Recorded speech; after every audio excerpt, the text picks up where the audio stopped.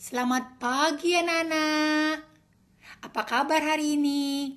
Bu Guru doakan anak-anak Bu Guru semuanya dalam keadaan sehat walafiat ya. Anak-anak Bu Guru, hari ini tanggal 6 Agustus 2020 kita jumpa kembali dalam pembelajaran daring dengan materi IPA dan PPKN. Nah, sebelum Bu Guru mulai, Bu Guru mau menyapa kalian dulu. Anak-anak Bu Guru sudah mandi belum? Sudah makan belum? Tentunya sudah semuanya. Baiklah anak-anak Bu Guru, jangan lupa nanti sebelum belajar, anak-anak berdoa supaya apa yang kita pelajari hari ini dapat berjalan dengan lancar. Nah, kalau anak-anak Bu Guru sudah siap belajar, Bu Guru lanjut ya. Adapun tujuan pembelajaran hari ini adalah yang pertama, siswa dapat mengetahui gangguan dan kelainan pada otot manusia. Yang kedua, siswa dapat mengetahui cara memelihara kesehatan alat gerak pada manusia. Yang ketiga, siswa dapat mengetahui pentingnya keadilan dan memanfaatkan sumber daya alam. Yang keempat, siswa dapat mengetahui perwujudan keadilan dalam pemanfaatan sumber daya alam. Anak-anak Bu Guru, otot merupakan salah satu alat gerak yang menyusun sistem gerak pada tubuh manusia dan hewan. Otot menjadi alat gerak aktif yang melaksanakan gerakan tubuh dalam berbagai aktivitas. Saat terjadi gerakan, otot sering mengalami gangguan atau kelainan. Nah, pada pembelajaran sebelumnya, anak-anak Bu Guru sudah mempelajari tentang gangguan dan kelainan pada tulang dan sendi manusia. Selain pada tulang dan sendi, manusia dapat mengalami gangguan dan kelainan otot anak-anak. Gangguan dan kelainan otot tersebut dapat mengganggu aktivitas manusia.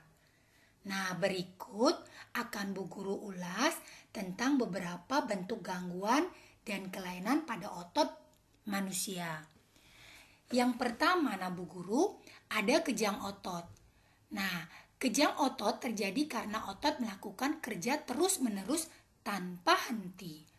Dalam artian, seseorang bekerja terus-menerus tanpa ada istirahat. Nah, bisa menyebabkan kejang otot. Yang kedua, atrofi. Atrofi merupakan kelainan otot yang ditandai berkurangnya ukuran otot yang menjadi otot tersebut mengecil anak-anak. Nah, kemudian yang ketiga, kaku leher. Kaku leher, kelainan pada otot leher yang disebabkan adanya peradangan otot leher. Kemungkinan anak-anak pernah mengalami ya, Nak.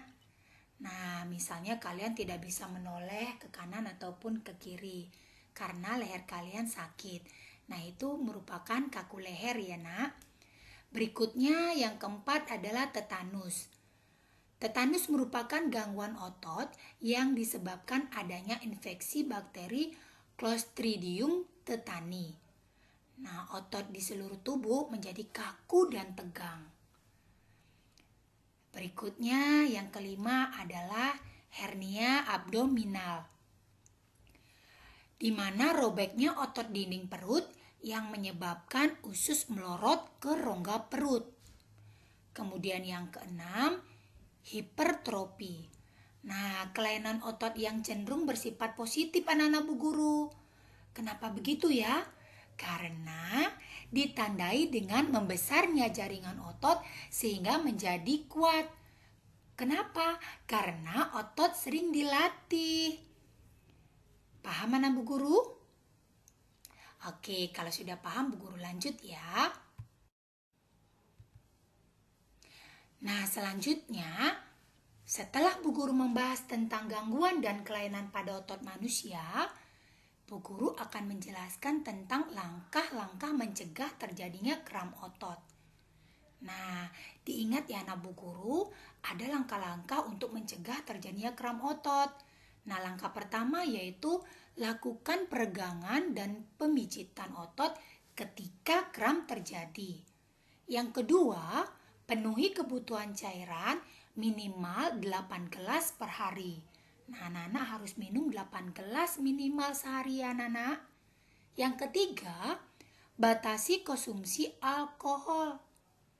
Nah, yang keempat, regangkan otot betis sebelum tidur. Dan yang kelima, kurangi makan makanan yang berlemak. Yang terakhir, anak-anak Bu Guru, olahraga yang teratur. Nah, anak-anak Bu Guru bisa berolahraga di rumah maupun di alam terbuka bersama keluarga. Oke, nah Bu Guru akan lanjutkan ya. Setelah tadi kita membahas langkah-langkah mencegah terjadinya kram otot, selanjutnya Bu Guru akan membahas tentang cara memelihara kesehatan alat gerak pada manusia. Anak-anak Bu Guru harus dijaga dengan baik ya alat geraknya, karena alat gerak kita gunakan untuk beraktivitas sehari-hari.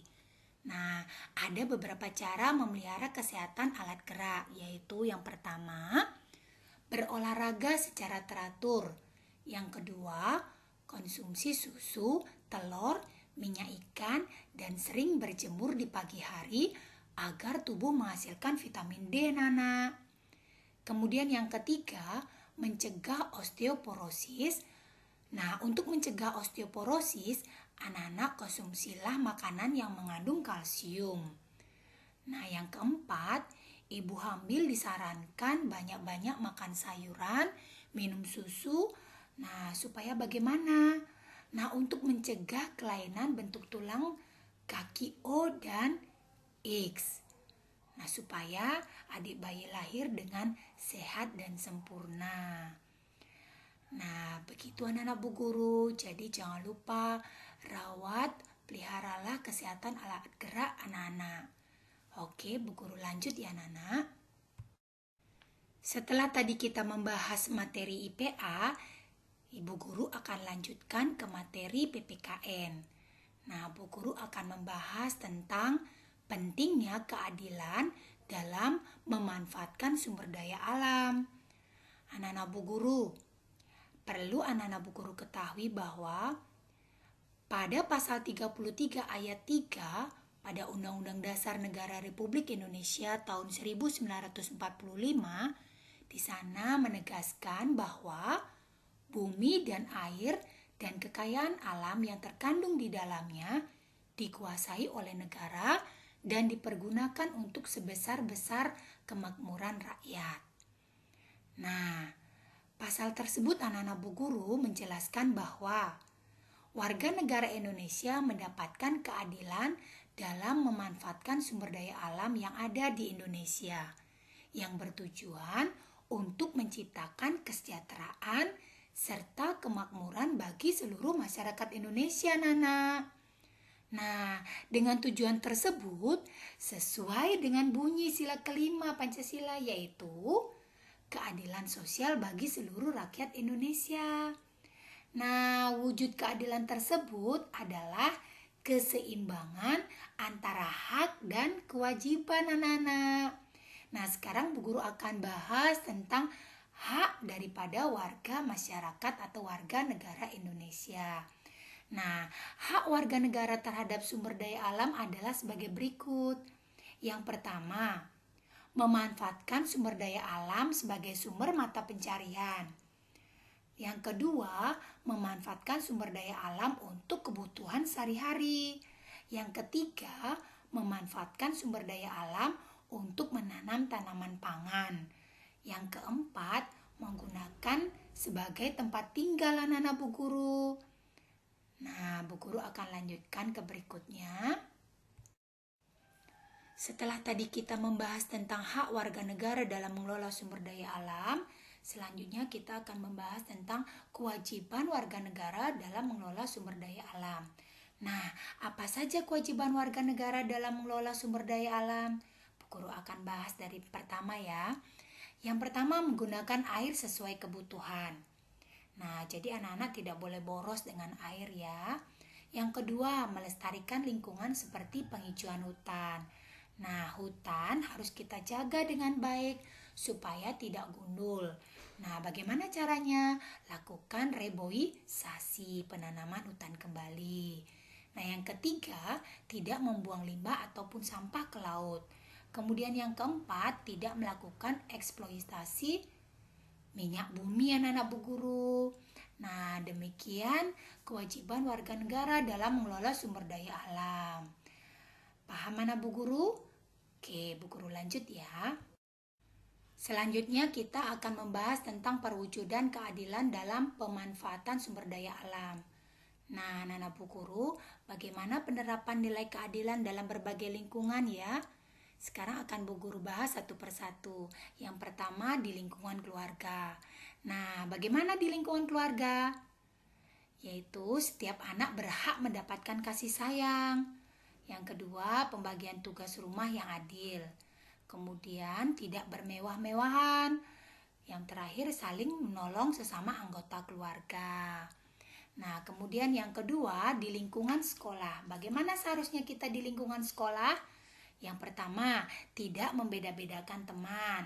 Kemudian melaksanakan tugas piket dengan tertib. Disiplin mematuhi tata tertib sekolah. Yang terakhir, peserta didik berhak mendapatkan pengajaran dari Bapak Ibu guru. Nah, paham anak Bu Guru? Kalau paham, Bu Guru lanjut ya. Selanjutnya nomor 3, lingkungan berbangsa dan bernegara. Nah, bagaimana setiap warga negara masyarakat? Nah, tiap warga masyarakat berhak mendapat pekerjaan dan penghidupan yang layak. Kemudian, setiap warga negara berhak mendapatkan fasilitas kesehatan yang baik. Selanjutnya, setiap warga negara berhak memperoleh pendidikan. Kemudian, setiap warga negara berhak menggunakan fasilitas umum dengan bijaksana, dalam artian warga negara harus menggunakan fasilitas umum dengan baik. Nah, yang terakhir, setiap warga dapat memanfaatkan sumber daya alam dengan bijaksana. Dalam hal ini artinya setiap warga negara menggunakan sumber daya alam atau memanfaatkan sumber daya alam dengan baik untuk kebutuhan sehari-hari. Demikian anak-anak Bu Guru. Anak-anak Bu Guru, demikian pembelajaran daring untuk hari ini. Semoga bermanfaat dan anak-anak Bu Guru tetap semangat ya belajarnya. Bu Guru ucapkan terima kasih dan sampai jumpa di materi berikutnya ya.